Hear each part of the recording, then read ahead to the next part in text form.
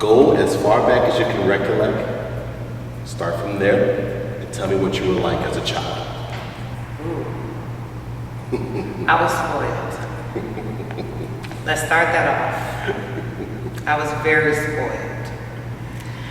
Due to the fact that I was the only child, or only girl, I take that back. I was the only girl and the baby, so I was absolutely spoiled. By my mom and my dad. A lot of things that I got that my brothers did not get. What would be an example of that? An example is, my dad used to put me in a room and he'd ask me to do something for him, something small and major. Grab the remote. I grabbed the remote and he'd give me a cookie. So I come out and I'm eating the cookie like real slow so they can see that I got a cookie. And they're like, oh, go get me a cookie. And I'm like, no, I'm not gonna go up in there. Like, I just got mine. It's like, you go in there and ask for yours. I would get bullied to go get a cookie. Which made me get up and go get them a cookie. I literally had to go get them a cookie or I was gonna suffer the consequences. That's a problem. Going outside. I always had to ask for my brothers to go outside. First of all, I could testify to that being true. Because we knew our best chances of getting outside was to appease you first. Yes.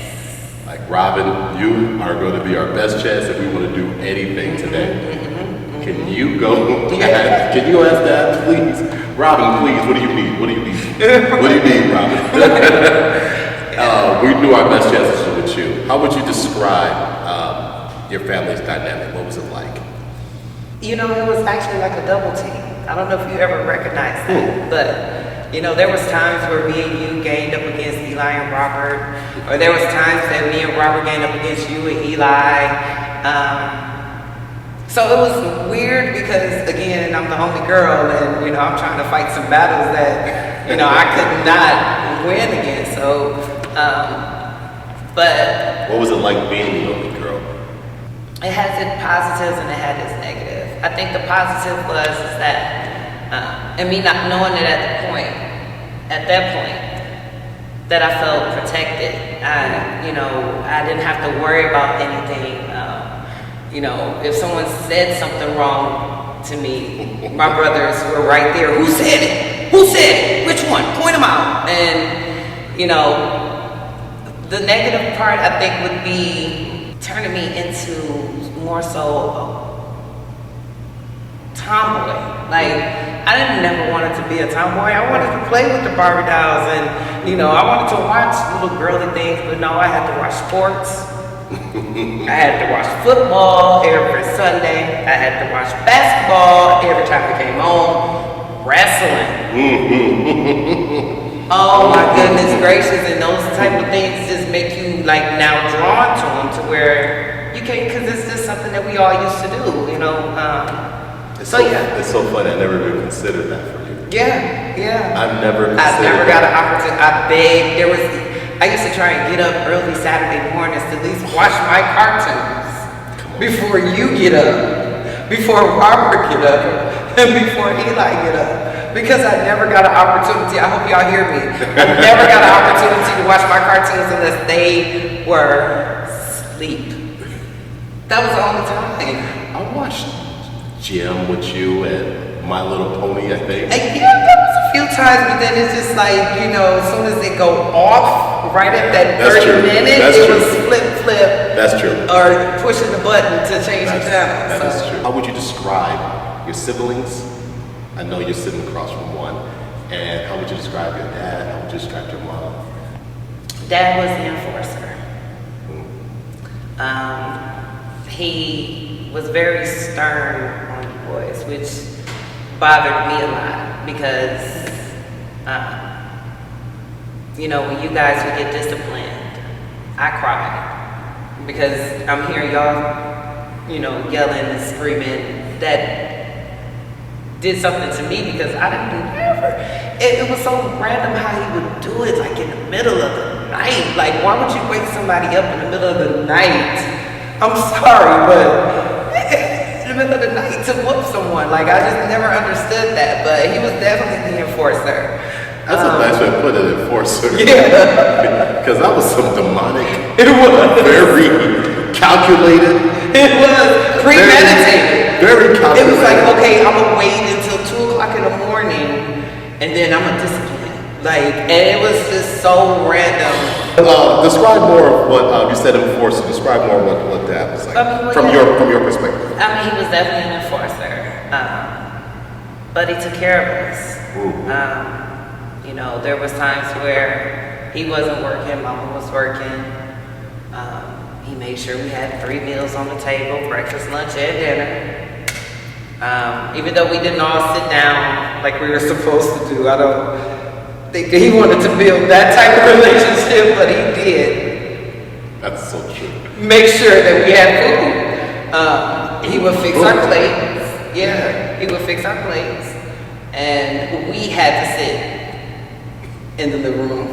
No, we sat in the dining room, in the kitchen. Kitchen or the dining room. Yeah, kitchen or the dining room. Depending on what we were eating. Yeah. And he went to watch television. Yeah, he was in this room. He was definitely in there, and he would call, be like, "Hey, grab me a pop out the refrigerator." Like, dude, how did you forget that? Like, you just made your plate.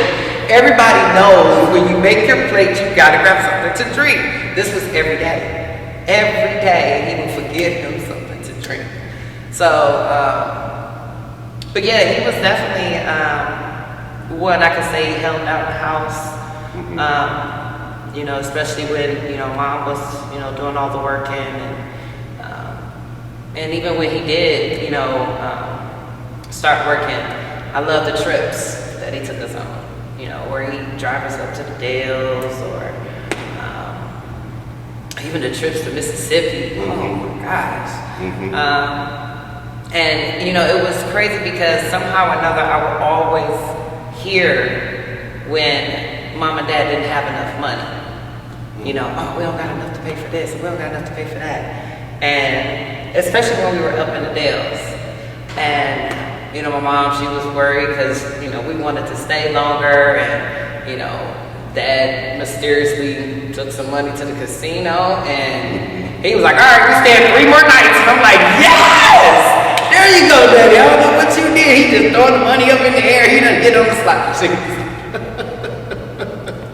So yeah, you know, those are memories that, you know, I knew that, you know, his well-being was, you know, good intentions. You know, I knew that he loved us, felt comfortable. I felt, you know, that was the, you know, major protector for me. Mom, on the other hand, gosh, it's so much. For her, it's not even, she was just my best friend. That's just to put it, a true best friend. I felt that with her. You know, Saturday morning, she waking me up, come on, we gotta go. I'm like, dude, it's like 7 in the morning, where are we going?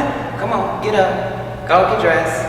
Never knew where we were going, but I didn't mind going. I did not mind going. We either was going shopping, we was picking out something, we was going to the nail salon. I mean, it was just always something with her every Saturday morning. And that's something, you know, you can't get back. Yeah. What was the conversations like? She would literally ask me, how did my week go? How did your week go? And I'm like, wow, I haven't seen you in the entire week. I literally, because she worked so much, you know, she worked at nights, and you know, by the time she got home, we were off to school or, you know, going to bed. So, but I would tell her about the different, you know, things that happened in school, and you know, she never really asked me about boys, which was odd. I guess she figured that, you know, I was such a tomboy that I probably wouldn't be interested in boys. Yeah, those conversations, you know, you just can't, man. Yeah, she was something. She was one of those that you can't replace. Just there's no way you can replace her. Like you could find somebody that may be close, but can't take it. So yeah.